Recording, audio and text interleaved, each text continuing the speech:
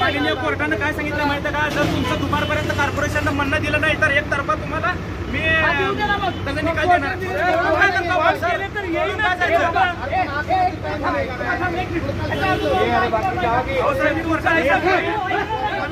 कोर्टाचं सांगतो तुम्हाला, माझं काय सांगत नाही मी, ऐका की सर।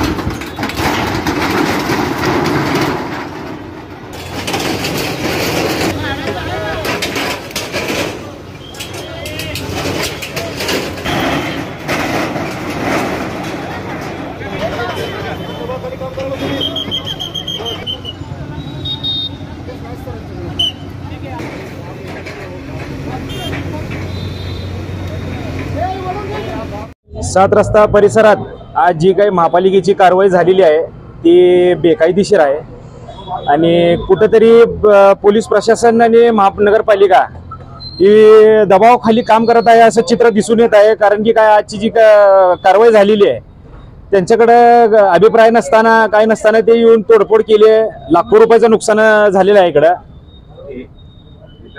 आणि कॉर्पोरेशनचं हे योग्य नाही असं पोलीस प्रशासनाला हाताला घेऊन त्यांनी असं कारवाई करते। कोणाच्या तर दबावाखाली येऊन आणि स्वतः अर्ज जाहीर झालेला आहे, मनीष काळजे शिवसेनेचे जिल्हा प्रमुख, त्यांच्या सांगण्यावरून ह्यांनी हे सगळं कारवाई केलेली आहे। त्यांचा अर्ज आहे, 3 अर्ज त्यांच्या स्वतःच्या नावाचे आहेत, तर हे चुकीचं आहे ना। त्यांचं गोरगरिबांचं नुकसान करणे हे चांगलं नाही। आणि आम्ही पण लय धुमाकूळ आणि धिंगाणा घातला असता, पण आदर्श आचारसंहिता चालू आहे, आम्हाला आमच्या पक्षाचं संस्कार आहेत, तर त्यामुळे आम्ही ह्या असल्या काय म्हणतात त्याला गोष्टी करू शकत नाही, आमच्यावर बंधन आहेत काही, हे सांगतो।